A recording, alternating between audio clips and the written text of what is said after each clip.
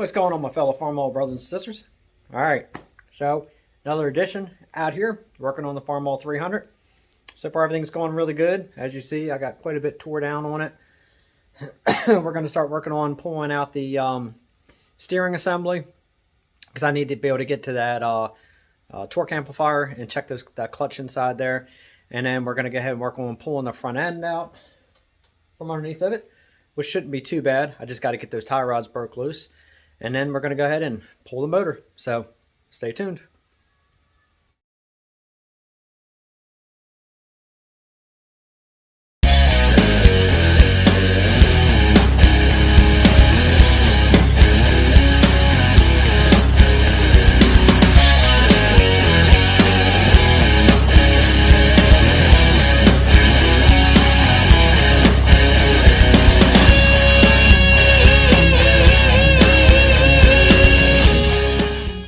One thing I did want to make sure I clarify, I've had a lot of people, obviously, and I appreciate everybody, giving me their ideas, 2 cents, tips, whatever. It's always appreciated. So, and everybody keeps everything respectable. So I thank you guys all for that. But I just wanted to clarify, it really killed me putting those 2 Will It Run videos up because I already dug into it and I already knew what the problem was. And I knew what the problem was when I was in the midst of cranking it. I was just, hoping that I could try to at least get the thing to fire off, if possible.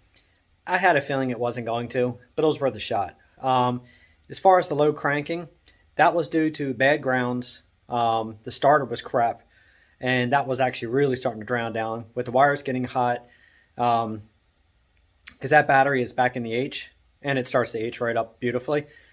Like I said, I knew the problem really wasn't, the battery was getting run down, getting weak. But a lot of the problem was the tractor, unfortunately.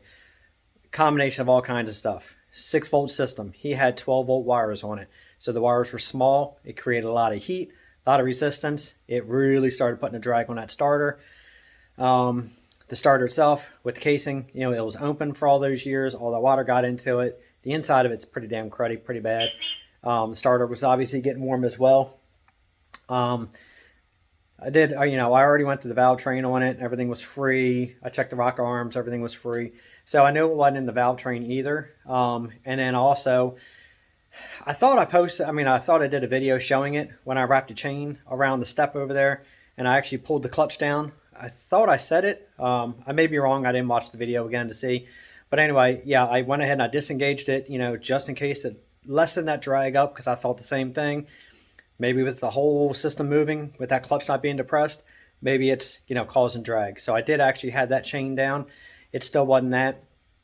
When I did the compression check, and I kept getting that sticking point, when it would go around so far, then all of a sudden it would stick. I knew something was going on more in those bearings than that guy told me. He kept saying it started making some noise. I think it was more than making noise. There was actually a lot more issues going on there. But anyway, long story short, as you saw in the last video that I put up, everything you saw on the crank was more of like aluminum transfer, more than gouges. So there's really no gouges so far on the crank that I found. But obviously, I'm pulling the motor because I'm going to put all new seals in it, front to back. I'm going to pull the crank. I'm going to go ahead and polish the crank. As long as there's no grooves in it, I can polish it myself. I will actually do a video on polishing the crank on it. Obviously, we're going to re-ring it. And if I can't get the cylinders to clean up, by running the hone through there, I'm going to actually get the 4-inch brush and run it through. If I can't get them to clean up and give me that nice cross hatch with no marks, then I'm going to pop the sleeves out and replace the sleeves. So I'm going to see what I can do with it. But I just want to clarify some things, like I said, as far as all that cranking and all that. And then as far as like cleaning it out, I tried to do what I could do when I pulled the manifold, vacuumed out the cylinders, out the valves. I put the hose down inside the cylinders. I tried to pull all those little pieces out of there the best I could. I knew there was some stuff in there. I just wanted to see if I can get that motor to start. Unfortunately, there was just too much and too many symptoms going on. And now I can actually spin the motor over, right here. Let me get everything out of the way here. And I'll kind of get to the point of what I'm trying to show you here. Hear the difference now? The motor's spinning over. Here it's actually quiet. That bearing was so bad on number 3. That's what was causing the noises, and I think that's what was causing that hang up, because that bearing was in pretty bad shape. So obviously, as you see now, with that number 3 piston out of there, the motor sounds just like it should. It's quiet. The clutch is still engaged right now. You know, I took the chain off the pedal. And like I said, it spins over nice and free, nice and quiet. So it was that number 3 cylinder. It was that bearing. That's what was causing all that issue. No big deal. We're going to rebuild it. We're going to rebuild almost everything on this tractor, put it back together. She's going to be A-okay. So stay tuned. I'm going to get this thing turned around. We're going to work on getting this front end off. These tie rods are being a bit of a bear right now, so I have them soaking. We're going to put some heat on it. If I can't get the heat to work, I'm going to saw those damn bolts right off, and then I'm just going to drive them through. No big deal. Again, we'll get it. So anyway, I'm going to go ahead and hit pause on here. We're going to get the camera set up, and we're going to get started. Okay, let's see how this works set up here. I'm going to try not to trip over the stand, but I was able to go ahead and throw a little heat on the ball joints. Both of those came out beautifully. Now the only other issue is when you pull these front ends, you can't stop the wheels from going in every different direction and flipping off of here. There's really nothing you can do about that. Obviously, if I had a way to link the two arms together, I would, but I can't. So we're going to have to roll with it, literally, and lift it up and roll this thing out and under, and just let the wheels do its thing, and then I'm going to have to straighten it up afterwards. Once I get that done, I have some steel mocked up. I'm going to go ahead and weld up my side plates that I'm going to use to support the back side of the tractor, and I got some steel casters I'm going to weld underneath that real fast. I should be able to whip that up in about an hour. We're going to put that underneath there, get this thing on its wheels, and then I'm going to go ahead and run the chains to the engine. I'm going to try to reduce the weight. I'm probably going to replace all these head studs anyway, so I'm probably going to go ahead and just run the chain to some of the head studs to reduce the weight of having that head on there, to lift this thing up, to make it a little easier to maneuver and pull it out. But right now we're going to go ahead and unbolt this whole unit. I'm going to get the steering arm out of here because there's 2 bolts here on the back side. There goes my blaster. There's 2 bolts here that have to come out, and I believe, if I'm not mistaken, I have to look up inside there. These bolts run all the way into the engine, so I can obviously get one out, but I can't get the second one out with the steering box in the way, which is fine because I have to remove this anyway to be able to pull the cover to get inside of the clutch and everything for the torque amplifier to see what's going on inside there. So regardless, the whole plan is what I just told you. Pull this off. Once we get the motor pulled out, I'm going to get it on the stand after I pull the flywheel off of it. And then work on the engine. And then in the midst of working on the engine while I'm waiting for the parts, we're going to go ahead and pull the cover on for the torque amplifier, see what's going on. I'm going to go ahead and pull the cover for the transmission top. And we're going to get inside there and then see how all the gears look, see if there's any rust that needs to be cleaned out. And get all that freed up. Once all that's done, and I get all this back in order, and hopefully the motor built, get it back on here, and prime the front end after I straight sand it all out and get it all done. And then we're going to roll the front end under, get everything else primed, and then this whole section will be ready for paint, as long as I don't find nothing major in here going on. So that's the plan. So let's see what happens. So far today, everything's been going as I wanted. Steering wheel got pulled off easy enough. Somebody was actually smart enough to put an anti-seize on the spline. So luckily the wheel pulled off easily with the gear puller. Alright, well let me go pull this other tie rod off and then we're going to start unbolting that.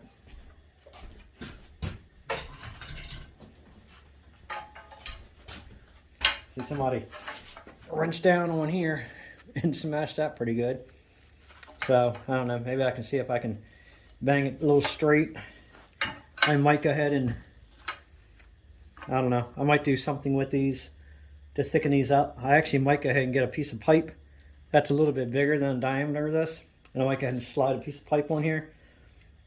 And then butt the clamps back up to it. And then weld those pipes in there to help strengthen these up, since I know these are a weak point. A lot of people put a piece of angle over it. I don't want to do that because I want it to look nice. So most likely I'm going to go ahead and weld a piece of tube over top of it. I want it strong, but I want it to look original-ish.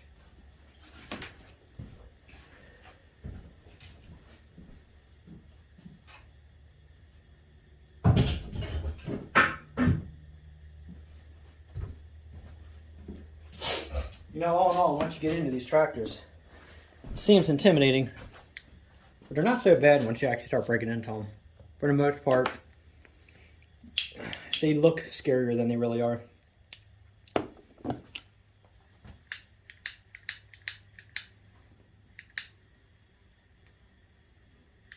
I know a lot of people are probably saying, man, you're crazy. There's a lot of shit involved in these. I'm not going to say they're written, but they're not as bad as you think they are. Alright, everything here should be ready to lift off. All I got to do is pull this bolt, and it looks like there's 6 bolts down here. We'll get those pulled, and then should be able to get the puppy out of here.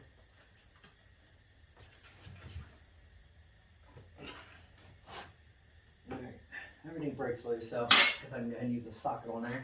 I do want to see. Yes, these bolts here run all the way through to the block. So these two here bolt together. You can see the tube inside there. Somebody broke off or removed the guide pin that used to be here, and they filled it in. Or a bug filled it in. But anyway, the guide pin's missing here. The guide pin's on the other side. I know sometimes they can be a bear to get the engine out of there with that guide pin, but I'm not going to pull it. I should be able to make it work. Alright, get some sockets.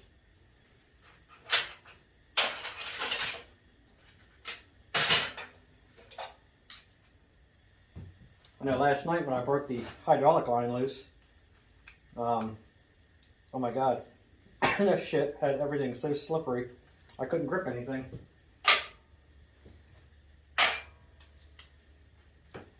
Now, before I get started, let me do a quick run around and show you something.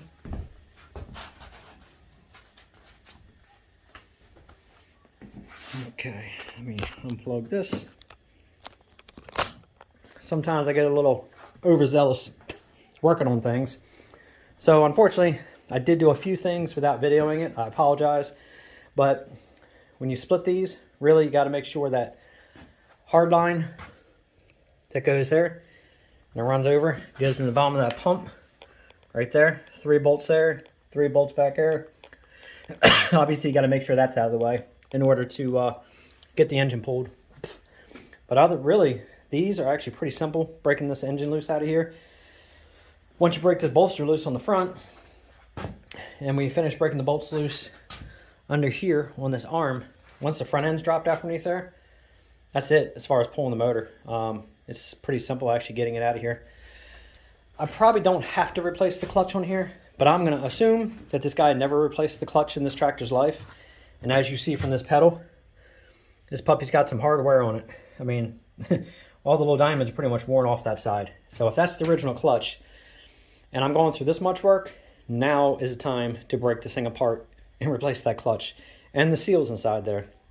Because I don't want to do it after this thing's all painted and done and take it all back apart. So, yeah, anyway. So that's really pretty much it for breaking this thing apart. It's really not that bad. So let me lock you back in here. Okay, unfortunately I pressed the button and stopped recording. So anyway, just what I was saying before I pressed the button. Somebody was saying I should put a little stove out here, a little wood burning stove, and I will. I'm probably going to end up setting one up out here, but right now I got one of my outdoor heaters actually set up in here. Since I got the ceiling right here opened up, there's no trusses. I got the vents closed off, but I'll tell you one thing, uses very little propane. This thing right here for like a 16 by 30 shed, and that little radiant heat right there, it warms it up quite nice in here.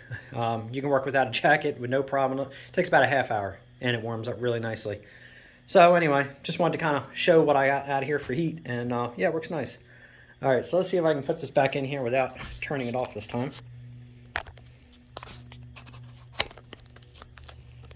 There we go. I gotta plug the charger in so this thing don't die. There you go. Okay. So what I'm gonna do is I'm gonna move this up.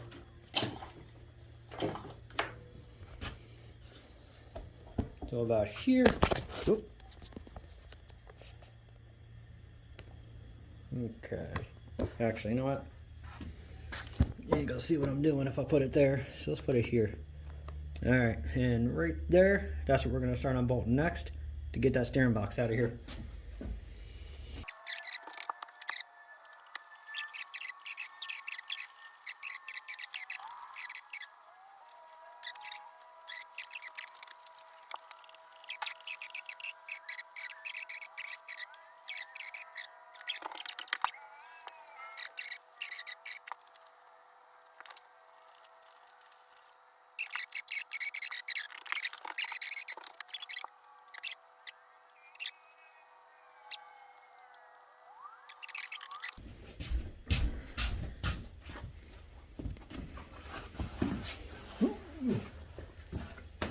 It's gonna be nice eventually to have the bigger shop out here to work. I got the bigger shop inside, but that's where I do all my Cerakote work, so, and the other tractors in there. So unfortunately, I can't work on this one in there.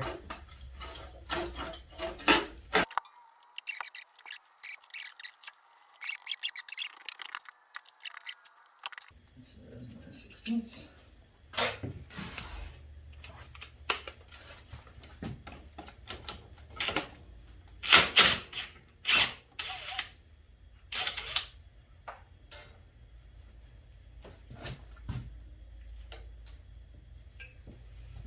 Now, what's over here? Is that a nut? I think it's a nut over there. I mean, a bolt over there.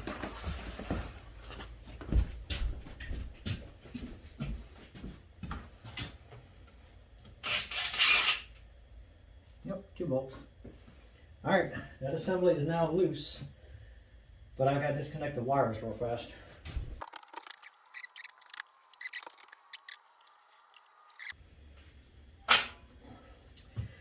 Alright, I'm going to try to sit this down over here.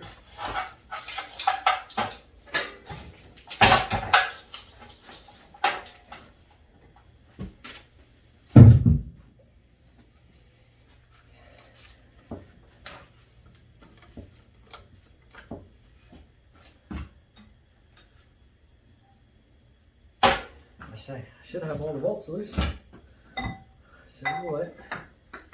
Okay, I gotta tip that up and grab a mini bar.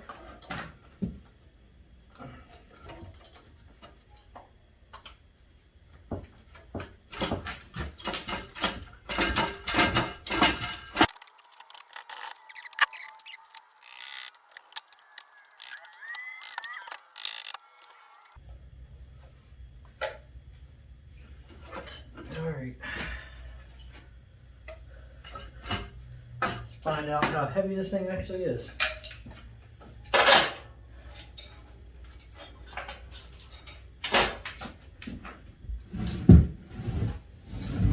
Try not to trip on any of my wires either. That's not that heavy at all.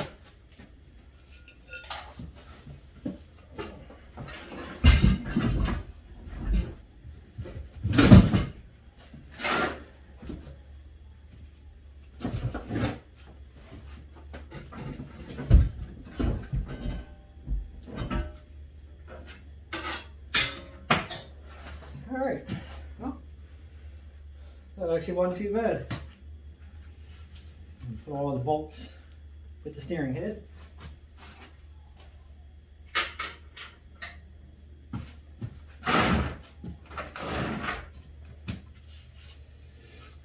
You know, it looked really bad watching a lot of people in the videos lifting those off. I thought it was going to be brutal. That wasn't that bad.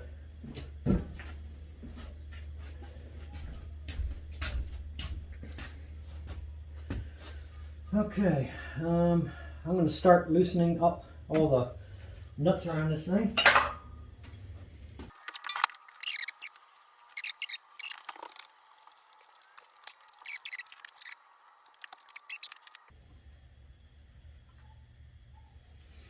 Alright, looks like we're ready to, I guess we're ready to get this front end loose. We got one broken bolt up here, but it didn't go to anything, so I don't think I'm going to sweat that one bolt. I don't know, maybe I'll get it loose. Easiest way to get a broken bolt loose, if it's actually broke off inside the block, you can actually put a nut over top. You can weld the nut to that. The heat will help break it loose, and then you have a nut to crank that thing loose with. So That's going to be the easiest way to extract this broken bolt out of here. So that's how I'm going to do that one. Not today, but that's how it's going to get done. All right.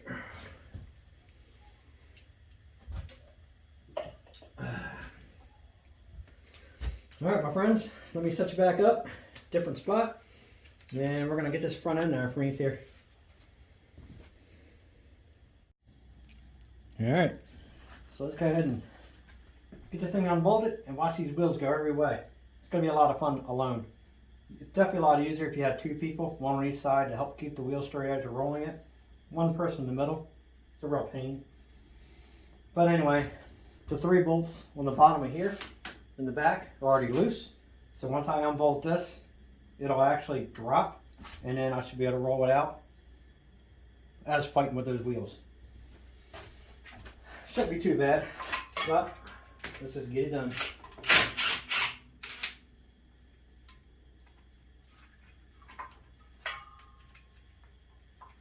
I'm going to loosen this, but I'm not going to take these all the way out yet.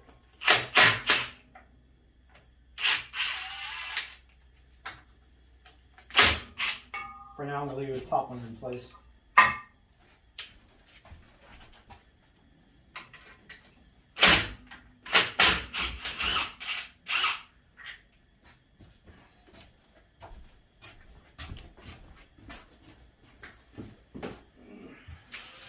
Towel out of the way.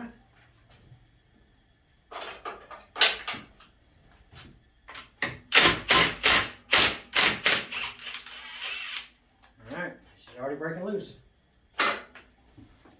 Now let me just double check, assess everything. Everything's out. The only thing I gotta be careful of is when that arm drops, I gotta watch that oil pickup, because obviously I don't have the pan on it, so I gotta make sure that goes down and doesn't hit that. Alright.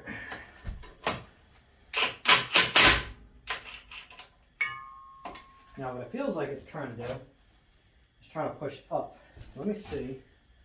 Yeah, I can move that easy enough. Okay. I'm going to put my legs under it and see if I can hold this thing in place here. I'm probably going to go ahead and just drop the impact.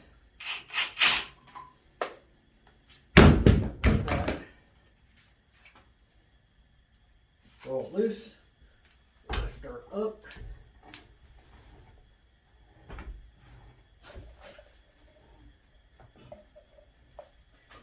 Get it off the fan. And there goes one wheel. It's starting. And of course it's going to hit my impact gun. There we go.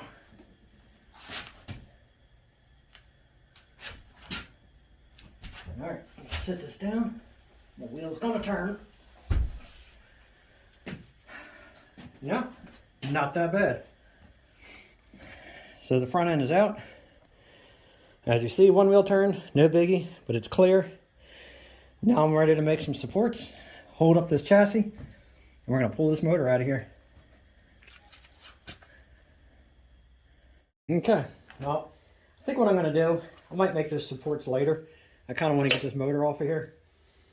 So I went ahead and I have a jack stand under there, should support it just fine. I'll put the second jack under it just to make sure it doesn't go anywhere. I'm going to see if I can get the pressure off, get it to go forward, and then just get the motor to spin where it is. I did put the oil pan back on because I'm probably just going to sit the motor down on the floor, and then obviously I got to get the clutch and the pressure plate and everything off of there before I can put it on the engine stand anyway. So fingers crossed, we should be about ready to pull this thing off. So I already got the motor supported right now with the chain fall, so let's go ahead and see if we can do this.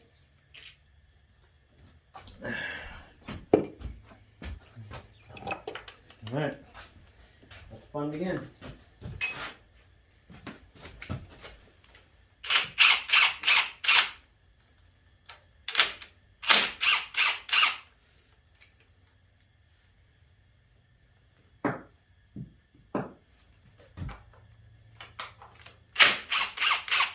Now, like usual, I'm going to leave one bolt on each side still hooked up. just until I'm ready to break it completely loose.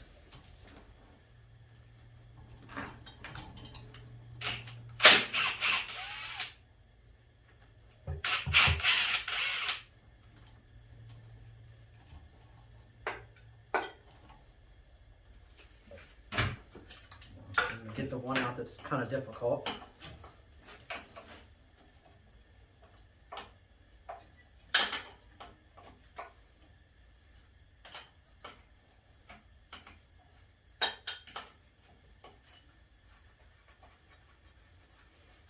No, I can already see it's already starting to separate. I can actually see the plate separating from the bell housing.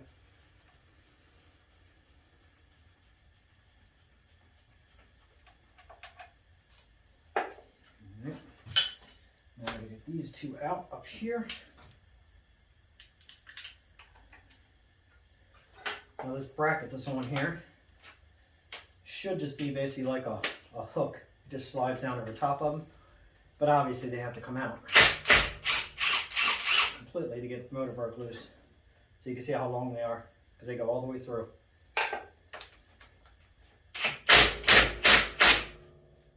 Alright, just starting to release.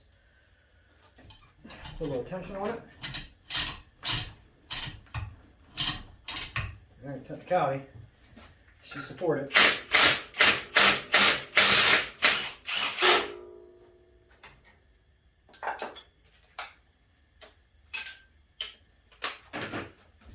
Alright, let's pop this one loose first.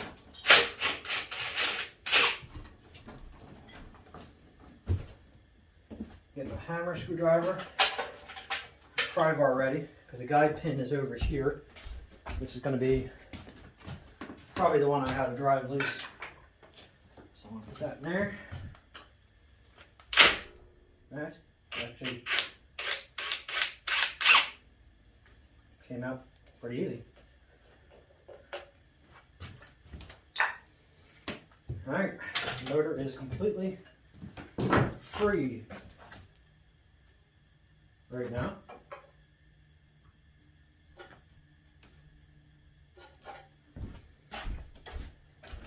I'm going to lift this up a little more.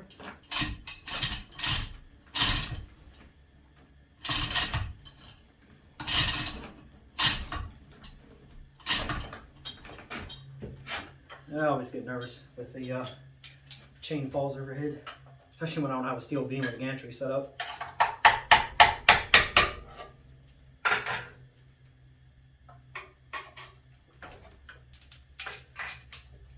Alright, my friends.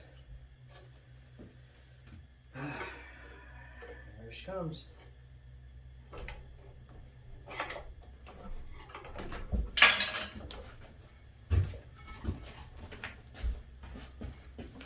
I want it out, and I want it this way.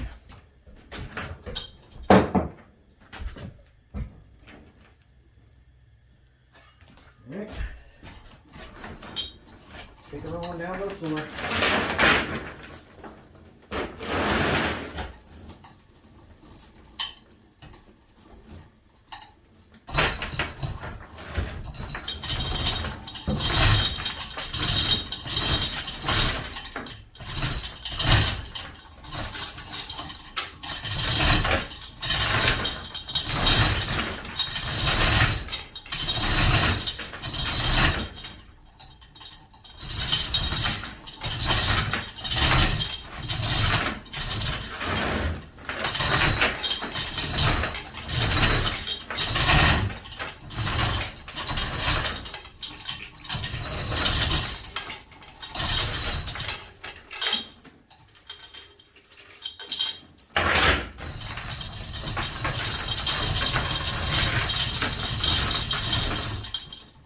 There she is. She's on the floor.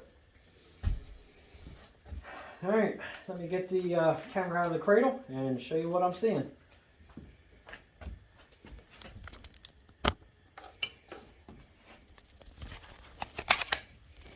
Alright, there she is. She's down and she's out. So, that's kind of why I wanted to pull the motor, because I wanted to get inside here. Let me grab my flashlight. Yeah, it's pretty wet in there, so That's one of the main reasons I wanted to yank her. Besides doing a new clutch, we're gonna get inside there and put a new seal and everything in, so we can dry that puppy up. So I guess what I'll do first is get the camera set up over here. Let's go ahead and pull this flywheel and everything off. I mean the pressure plate off, and let's see what this clutch looks like.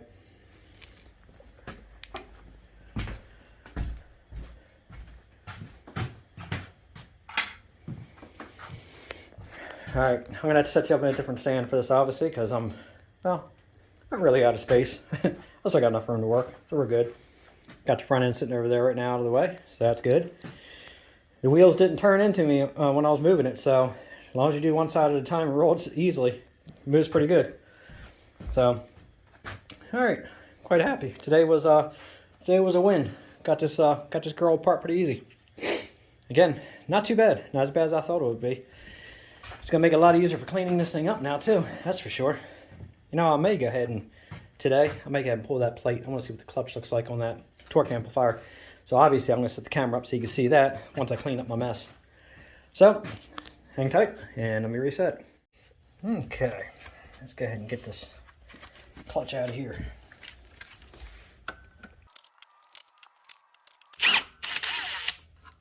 Now, I did just find a thrust washer sitting inside the bell housing.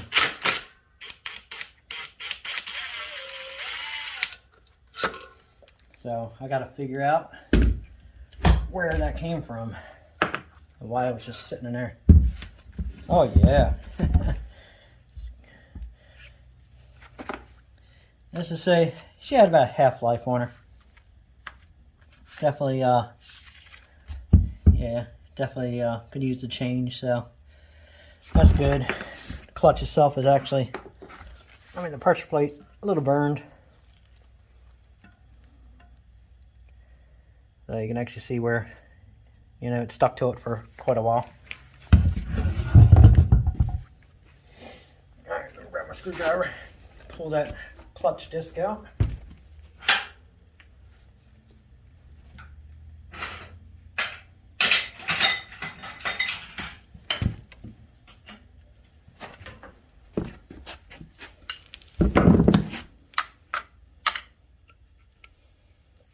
Grabbed the wrong screwdriver.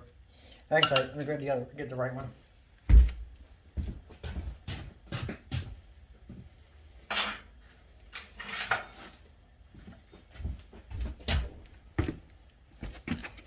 Okay.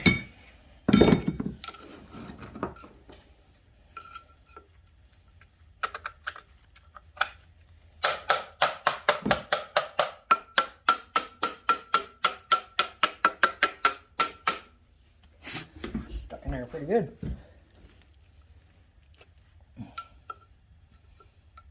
Yeah, she's stuck in there.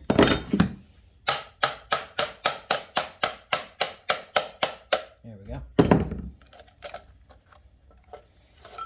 Yeah, so that's a little bit of a stuck clutch.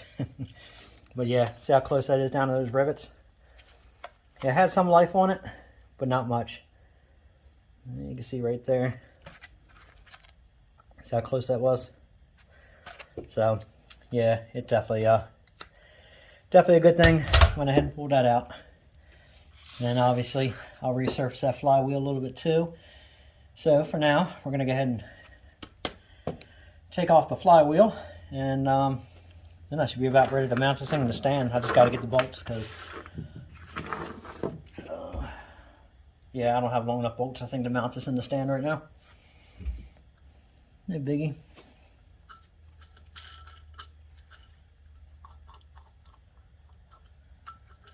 See that pilot bearing? It's not awful.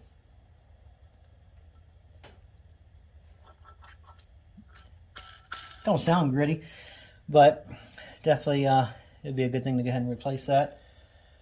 Still like to know where that thrust washer came from that I found.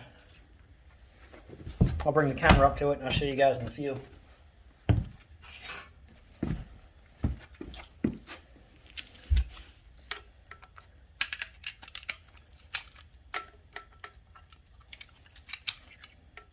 There you go, third time's a charm. Usually I can guess about bolts pretty good, but it's a little dark in there.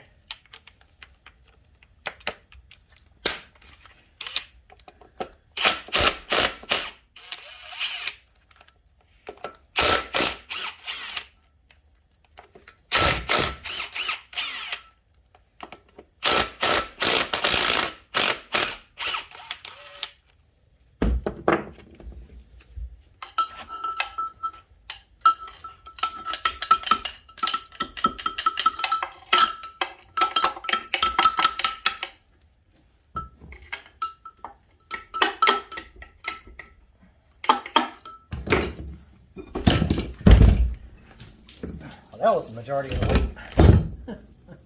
And here goes the rest of the antifreeze. Son of a bitch. Let me take this back up a little bit.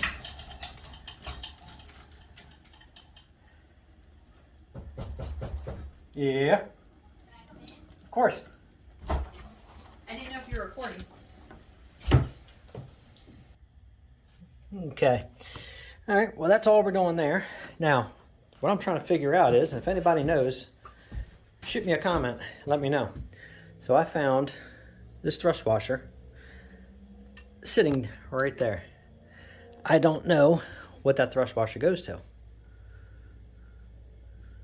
I would imagine there's no way. It's almost like a thrust washer for a pilot that goes here to go up against that bearing. I don't see how that is, but I may be wrong. So if anybody has any clue where that may have come from, because it's obviously, you definitely see it's got some wear on it from being like a thrust washer against something. I'm just not sure where it came from. Maybe it did come from here and it goes against that bearing. Maybe that's what it rides against. I'm not sure, but please, if anybody knows, shoot me a comment. Let me know where you think that came from, because I'm probably going to feel stupid when somebody says exactly where it did come from, but I'm not sure. I'm going to put it right there for now. All right, so the motor's out. It's sitting. I got to get the longer bolts to put it in the stand, and then I'm going to start, obviously I'm bolting everything off the front of it, get it in there and just start getting this thing ripped apart. But right now, I'm going to clean all this stuff up, get all this dirt out of there, and we're going to pull that cover off real quick. So I'm going to get set back up in the other stand. Okay, so I got most of the stuff moved away. So I'm going to start breaking all this stuff loose, and then let's see what's in there. See if that's all froze too, like everything else has been.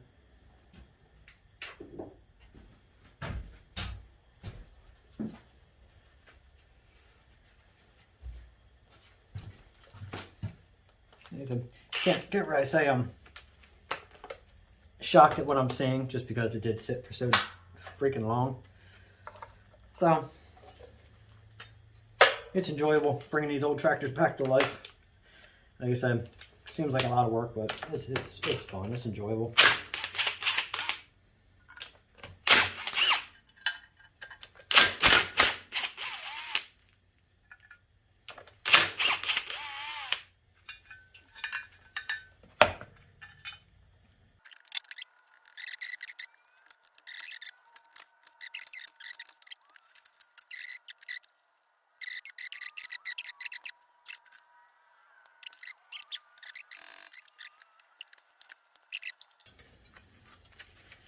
All right, moment of truth.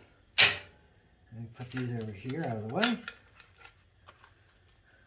Actually, let me just hold on to them. Let's see if I can get this cover to lift off. Where the hell did I put my other screwdriver again?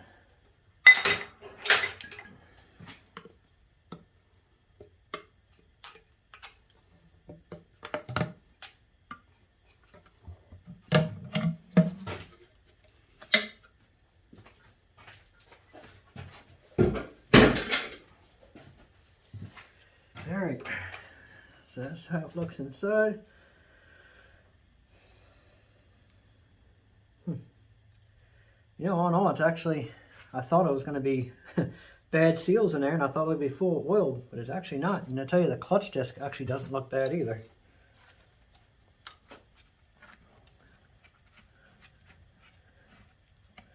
Oh, that's got good oil. No water in there that I can see. So it doesn't go, yeah, it does, goes that way. And then if I pull this that way,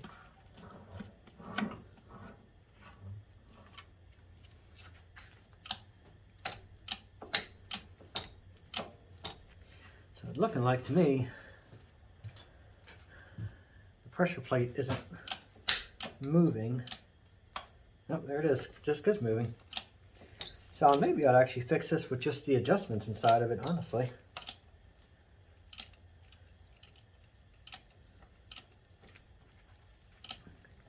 Because it hasn't been adjusted on any of these rods here. That rod doesn't look like it's extended all the way.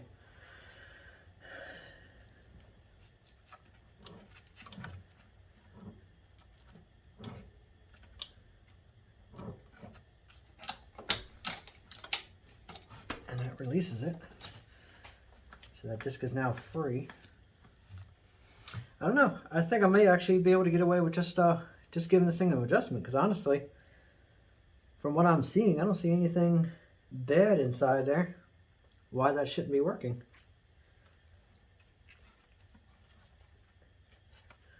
Yeah, because the disc that's spinning free without touching the disc. And then when you release it to high gear, it engages it.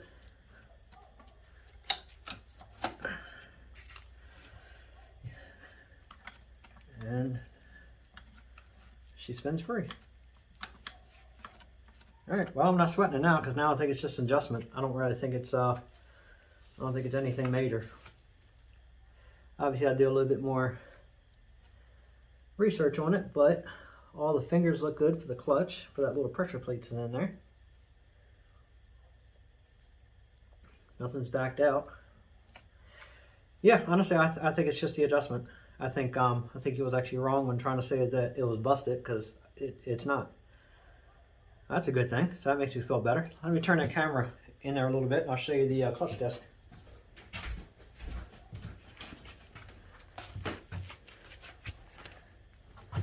Actually, let me just go ahead and break it loose, make it easier. You see, the disc actually isn't bad. And right now, the disc is free. And then when I engage it, it locks the disc, which is how he left it in high gear. So I think we're good. I think we're golden. Well, I think that's it for today. I think we made some pretty good headway. Motor's out. Motor's ready to go in the stand. Transmission supported. That actually looks better.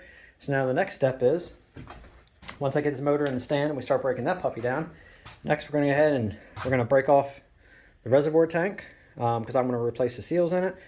We're going to pull the cover for the transmission, and obviously he didn't have any seal around the shifter boot, which is why it had some rust in there when I first got it, but I did get it at least to go in and out of its gears.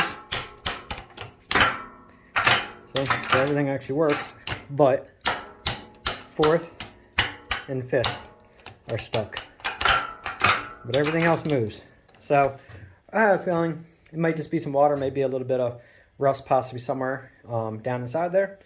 Shouldn't be anything big. We should be able to fix that, no problem. I think that's about it, guys. Obviously, I'm going to put on new seals in the pump when I put all that back together too. New seals, new gaskets. Looks like you have a little bit of water right there. Not surprising. But that's it. So anyway, make sure you hit that notification bell if you want to see the rest of the progress on this 300, because it's going to go from a roach tractor sitting in the field left for dead where he was going to scrap it, back up to a beautiful 56 300 that's going to be running, functioning, working in the garden, and doing everything it's supposed to do, and everything's going to work. And I don't know if I mentioned this or not, but I am converting this one to 12 volt. I thought about it, and I'm going to go ahead and use the GM mini starter.